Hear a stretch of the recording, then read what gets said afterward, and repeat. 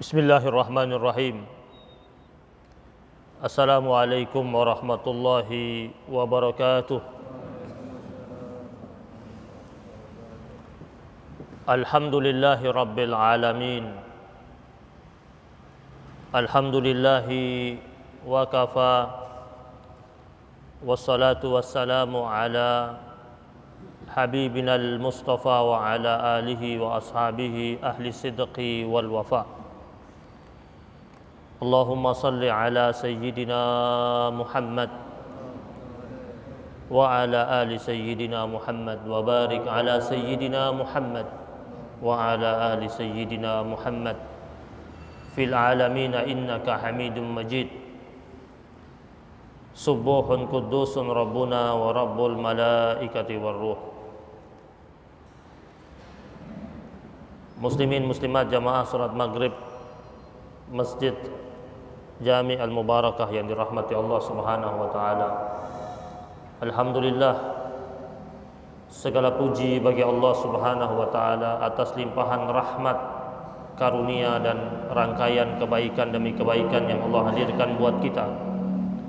Sehingga pada malam yang mulia ini kita kembali dapat bermuajahah, dapat kembali bertatap muka menghadiri majlis ilmu semata-mata untuk menambahkan kedekatan kita kepada Allah Subhanahu wa taala.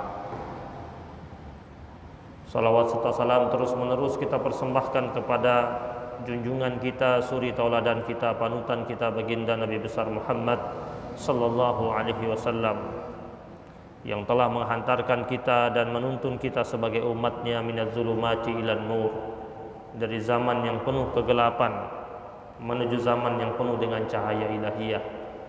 Dan harapan kita semoga nanti di yaumil akhir kita diperkenankan untuk digabungkan bersama rombongannya Rasulullah sallallahu alaihi wasallam. Jamaah yang dirahmati Allah Subhanahu wa taala, sebelum kita masuk kepada lanjutan kajian kita bab silaturahim dalam kitab Tanbihul Ghafilin.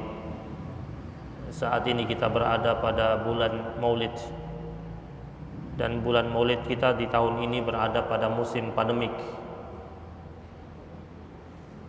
Masih banyak masjid, majlis yang belum siap untuk melaksanakan acaranya disebabkan ada kekhawatiran berhimpunnya massa yang begitu banyak sehingga muncul klaster baru. Tetapi yang perlu kita catat baik-baik adalah bahwasanya ketika kita berada pada bulan Maulid, maka peringatan tentang Maulid Nabi besar Muhammad sallallahu alaihi wasallam sejatinya tidak perlu nunggu dengan ada acara besar yang dilakukan oleh masjid atau majlis-majlis ilmu. Sejatinya kita di rumah kita masing-masing kita bisa melaksanakannya. Di musim pandemik seperti ini bisa jadi kita belum mampu melaksanakan secara meriah, tetapi ingatan kita akan Rasulullah sallallahu alaihi wasallam sejatinya tidak boleh putus dengan melaksanakan peringatan Maulid, kumpul keluarga di rumah sambil membaca riwayat hidup perjalanan Nabi Muhammad sallallahu alaihi wasallam. Ada salah seorang ulama salaf, penganut mazhab Maliki, Ibnul Hajj. Beliau mengatakan, ma min baitin au mahallin au masjidin quri'a fihi maulidun nabi sallallahu alaihi wa alihi wasallam illa haffatil malaikatu ahla dzalikal makan wa ammahumullahu ta'ala birrahmati war-ridwan. Ini pandangan salah seorang ulama salaf dari mazhab Maliki. Beliau mengatakan tidaklah suatu rumah au mahallin atau tempat au masjidin atau masjid yang di dalamnya quri'a fihi maulidun nabi sallallahu alaihi wa alihi wa sahbihi wasallam, yang dibacakan di dalamnya riwayat hidup tentang kelahiran manusia mulia, manusia agung Muhammad sallallahu alaihi wasallam. Illa haffatil malaikatu, kecuali malaikat Allah Subhanahu wa taala mengelilingi penghuni tempat tersebut, ahla zalikal makan. Dan Allah Subhanahu wa taala wa ammahumullahu taala birrahmah waridwan. Dan Allah Subhanahu wa taala akan memberikan limpahan rahmat dan keridhaan Allah Subhanahu wa taala. Jadi baca di rumah bisa. Apalagi kalau setiap muslimin di setiap rumahnya masing-masing mereka membaca Maulidun Nabi Muhammad sallallahu alaihi wasallam. Rahmat Allah turun, dan lebih banyak lagi turunnya. Yang biasanya kita bikin di masjid-masjid, di rumah kita tidak bikin. Ada hikmah ini, masa pandemik masing-masing bikin di rumahnya, baca, didengarkan oleh anaknya, cucunya, mantunya, sama-sama mengenang perjalanan manusia mulia Nabi Muhammad sallallahu alaihi wasallam. Rahmat Allah turun, ridha Allah itu hadir. Dan semakin banyak rumah yang melakukannya, insya Allah, kalau rahmat Allah turun, ridha Allah itu hadir di kehidupan kita, insya Allah mudah-mudahan pandemiknya juga mudah cepat berlalu. Yang kedua, Al-Imam Jalaluddin As-Suyuti, termasuk ulama salaf, penganut mazhab Syafi'i, beliau mengatakan bahwasanya Maulid Nabi itu minal bid'il hasanah allati yusabu 'alaiha sahibuha lima fihi min ta'zimi qadrin Nabi sallallahu alaihi wa alihi wasallam wa izharil farah wal istibsyar bi Maulidis Syarif. Bahwasanya perayaan Maulid termasuk bagian daripada bid'ah yang baik,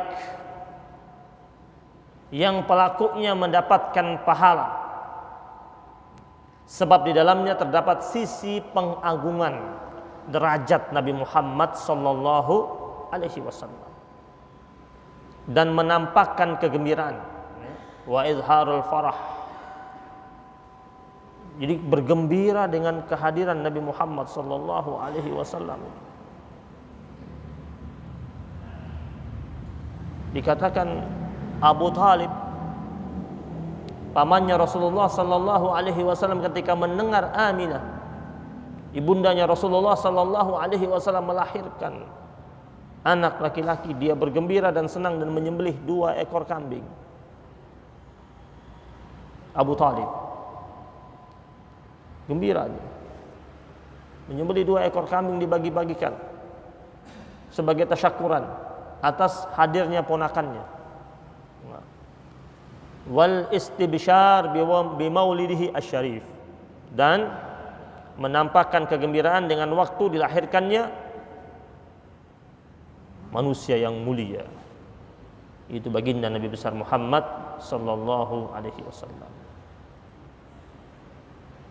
Jemaah yang dimuliakan Allah Subhanahu wa taala, kita bilang kita cinta sama Nabi, maka cinta kita sama Nabi harus ada ekspresinya, ada buktinya.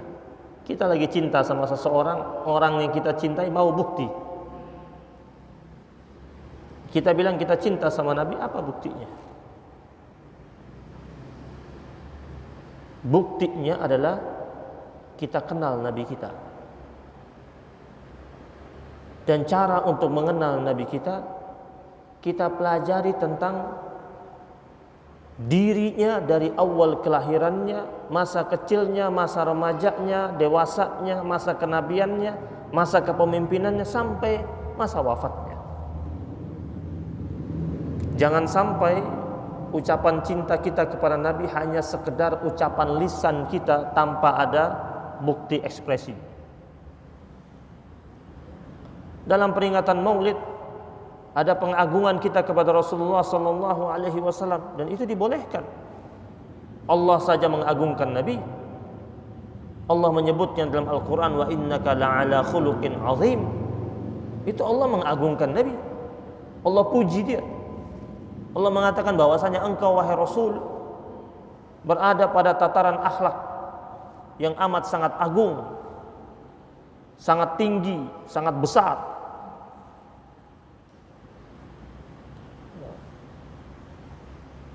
Jamaah yang dirahmati Allah Subhanahu wa taala. Diriwayatkan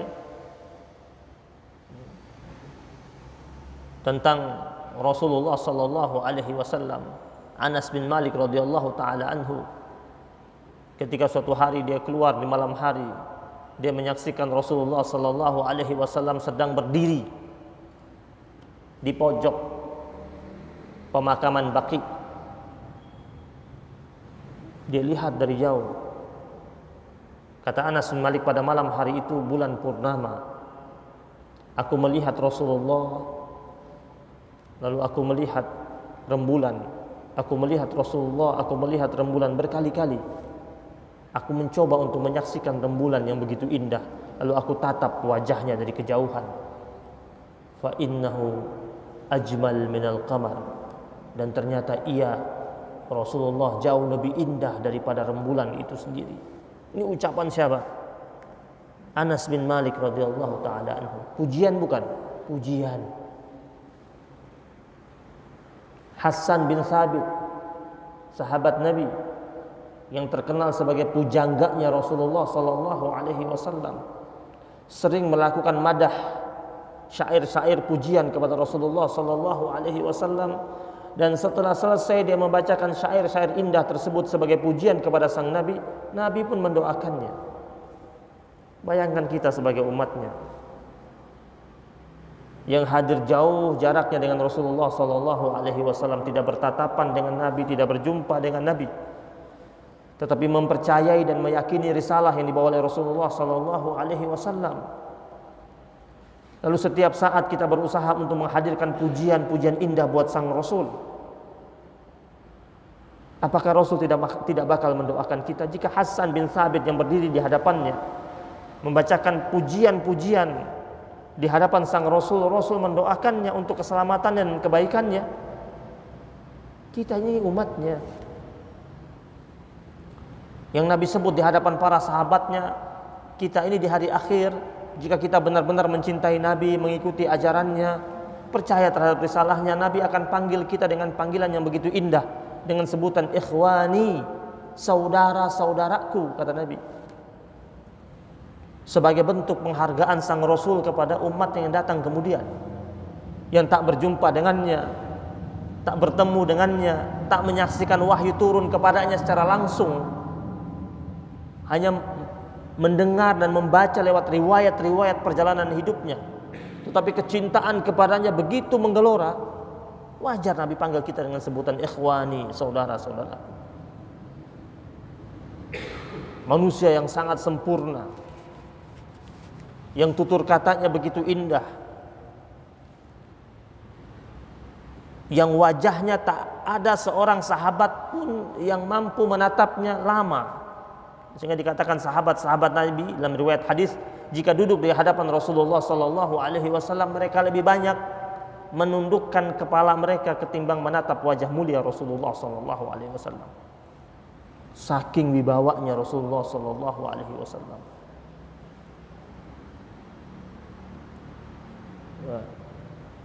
Alisnya begitu tebal. Di antara dua alisnya ada urat yang akan nampak ketika ia sedang marah.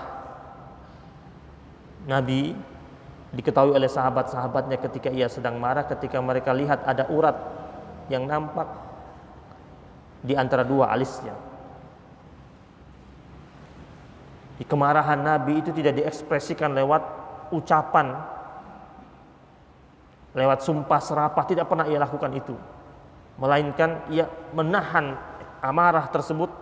Saking kuatnya beliau menahan amarah tersebut, jadi nampak ada garis, ada urat yang nampak di depan di antara dua alisnya.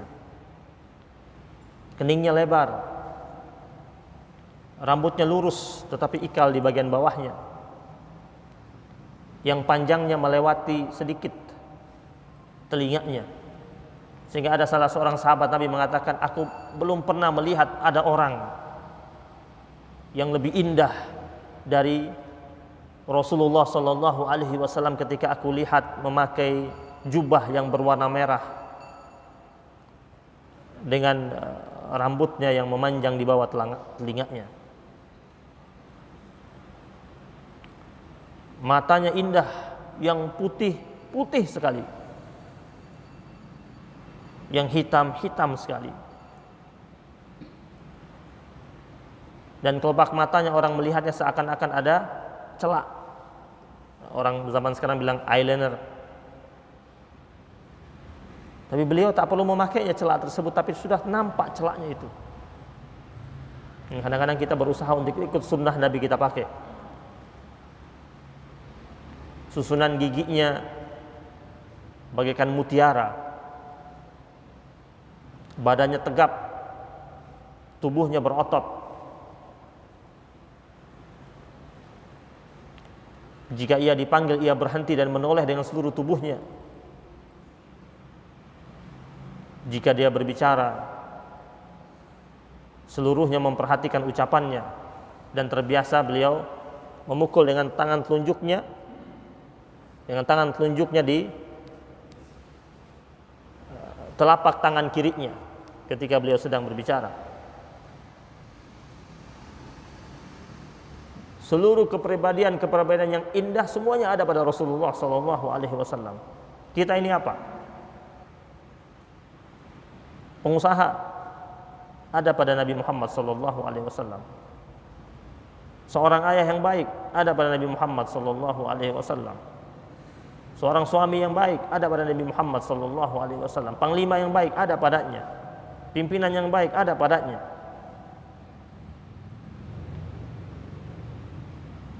Apa? Anak yang baik, ada padanya. Bagaimana ia datang menziarahi makam ibundanya Aminah dan menangis terseduh-seduh mengingat ibunya.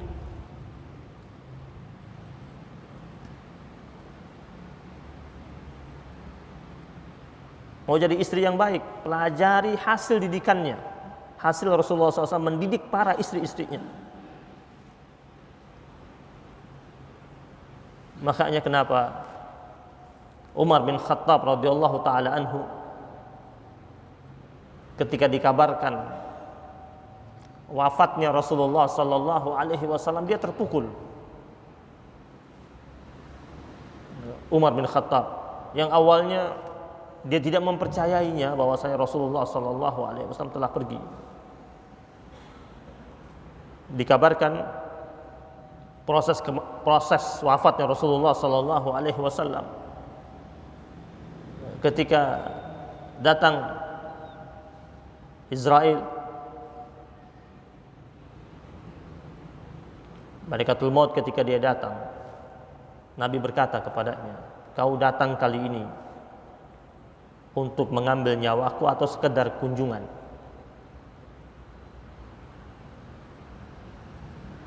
Kata Malaikatul Maut, terserah engkau maunya apa. Ini Malaikatul Maut malah balik bertanya, maunya dikunjungi saja atau memang ingin diambil? Lalu kata Rasulullah sallallahu alaihi wasallam, sebentar, aku tanyakan dahulu kepada Jibril. Dia mau jadi murid yang baik, belajar dari Rasulullah sallallahu alaihi wasallam. Nabi belajar sama siapa? Allamahu syadidul quwa. Nabi Allah perintahkan Jibril alaihissalam yang mendidiknya. Rasul bertanya kepada Jibril alaihissalam, dan Jibril mengatakan bahwasanya setiap manusia pasti akan wafat. pasti akan meninggal dunia. Dan ini sudah tiba waktunya Rasulullah sallallahu alaihi wasallam. Makanya Nabi Muhammad sallallahu alaihi wasallam yang dia ucapkan apa? Ketika akan pergi, dia mengatakan ila rafiqil a'la. Allahumma shalli ala Muhammad. Ila rafiqil a'la. Aku akan pergi menuju kekasihku yang maha tinggi, yaitu Allah Subhanahu wa ta'ala. Jemaah yang dirahmati Allah Subhanahu wa ta'ala, sahabat Nabi Umar bin Khattab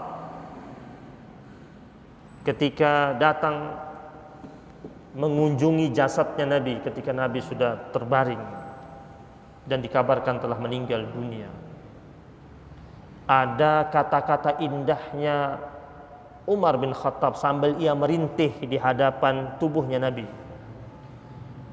yang kesemuanya itu berisikan pujian dan sanjungan buat Nabi. Ini sebagai bentuk kritik kepada orang-orang yang mengatakan tidak boleh berlebihan memuji Nabi.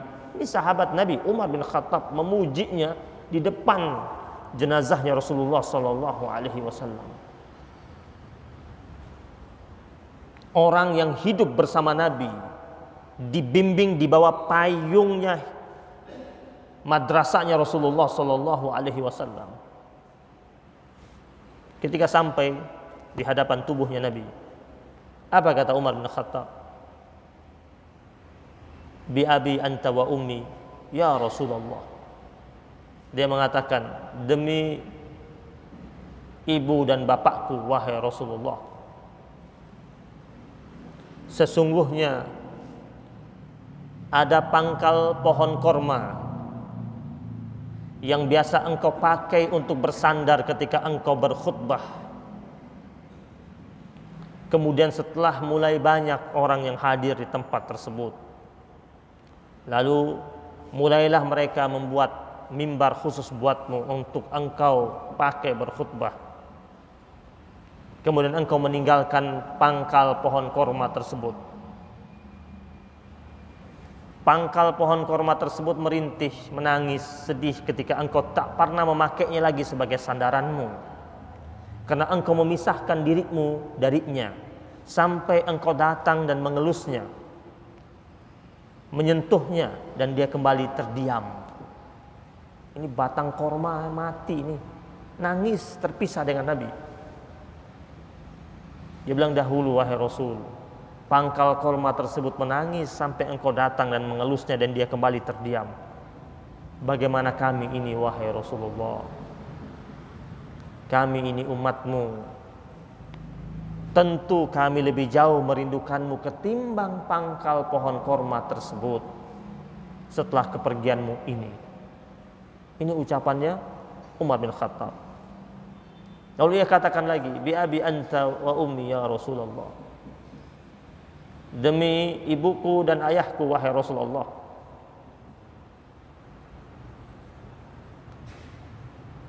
Keutamaanmu begitu mulia sehingga Allah Subhanahu wa taala ketika akan memberikan teguran padamu, Allah Subhanahu wa taala lebih mendahulukan pemaafan kepadamu sebelum memberikan teguran padamu. Ucapannya siapa ini? Umar bin Khattab radhiyallahu taala anhu. Bi abi anta wa ummi ya Rasulullah. Demi ibuku, demi ayahku wahai Rasulullah. Seandainya Musa putra Imran telah dikaruniai batu oleh Allah Subhanahu wa taala, dan dari batu tersebut terpancar darinya 12 sumber mata air. Lalu bagaimana dengan tanganmu yang begitu mulia, yang dari jemari-jemarinya terpancar air seluruhnya, melebihi Musa putranya Imran. Bi abi anta wa ummi ya Rasulullah. demi ayahku dan ibuku wahai Rasulullah, seandainya Sulaiman putra Daud dikaruniai kendaraan yang begitu cepat sehingga dia dengan mudah untuk pergi ke sana dan kemari, bahkan ada satu tempat yang ia tempuh yang seharusnya 1 bulan ia mampu tempuh dalam waktu yang begitu singkat. Lalu bagaimana dengan engkau wahai kekasih Allah yang menempuh perjalananmu dengan kendaraan burak dari Masjidil Haram ke Masjidil Aqsa, dari Masjidil Aqsa ke Sidratul Muntaha dalam 1 malam, dan di waktu subuh engkau sudah kembali sholat bersama kami. Bi abi anta wa ummi ya Rasulullah, demi ayahku dan ibuku wahai Rasulullah, andaikan Isa putranya Maryam dapat menghidupkan, dan memang ia dapat menghidupkan yang sudah mati atas izin Allah Subhanahu wa taala, lalu bagaimana dengan engkau yang sepotong daging kambing bakar, yang kambingnya telah disembelih, dagingnya telah dimasak, telah disiapkan untuk dihadirkan kepada engkau, daging tersebut berbicara dengan engkau yang mengatakan la ta'kulni ya Rasulullah fa innani masmumah, jangan santap aku wahai Rasulullah karena sesungguhnya aku telah ditaburi racun. Isa alaihi salam menghidupkan yang sudah mati dengan izin Allah Subhanahu wa taala. Rasul kita daging kambing bakar ada di hadapannya siap untuk disantap, dagingnya berbicara, mengingatkannya untuk tidak disantap karena ia telah ditaburi racun oleh seorang wanita Yahudiyah. Bi abi anta wa ummi ya Rasulullah, demi ayahku dan ibuku wahai Rasulullah. Begitu sebentarnya tahun dan pendeknya waktu yang engkau lalui, tetapi dengan sebentarnya tahun dan pendeknya waktu engkau dianugerahkan pengikut yang begitu banyak, melebihi nabi-nabi yang telah Allah berikan panjangnya tahun dan umurnya mereka.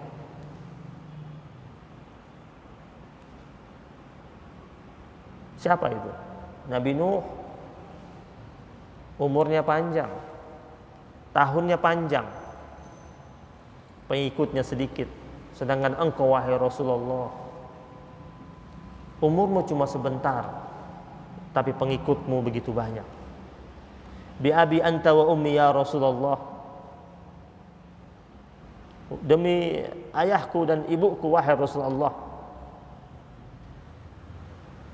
Sesungguhnya Nuh alaihi salam pernah berdoa kepada Allah Subhanahu wa taala, ya Tuhanku, janganlah engkau biarkan seorang pun di antara orang-orang kafir tinggal di atas bumi. Permintaannya siapa ini? Nuh alaihi salam. Tapi engkau berdoa, jika engkau berdoa itu sebagaimana didoakan oleh Nuh alaihi salam, pasti kami akan binasa. Tetapi wahai Rasulullah, kata Umar, sungguh kami menyaksikan punggungmu diinjak-injak, wajahmu berdarah-darah, gigimu tanggal. Engkau tetap berdoa kepada Allah Subhanahu wa taala, ampunilah kaumku, fa innahum la ya'lamun, sesungguhnya mereka tidak paham apa-apa. Nuh alaihissalam bilang apa sama Allah? Jangan biarkan orang kafir hidup di atas bumi ini. Tapi Rasulullah terluka, berdarah, tanggal giginya, tetap mengangkat tangannya, minta sama Allah untuk mengampuni mereka. Dan Rasul mengatakan di hadapan Allah, mereka adalah kaum yang tidak paham apa-apa. Jemaah yang dirahmati Allah Subhanahu wa taala, inilah pribadinya Rasulullah sallallahu alaihi wasallam yang dikenang oleh siapa? Oleh Umar bin Khattab radhiyallahu taala. Masih banyak lagi ungkapan-ungkapan indah para sahabat-sahabat Nabi yang mengenang Rasulullah Sallallahu Alaihi Wasallam. Tinggal sekarang kita umatnya, bagaimana kita meminta kepada Allah Subhanahu wa taala agar kita benar-benar jadi umat yang berbakti kepada Rasulullah Sallallahu Alaihi Wasallam.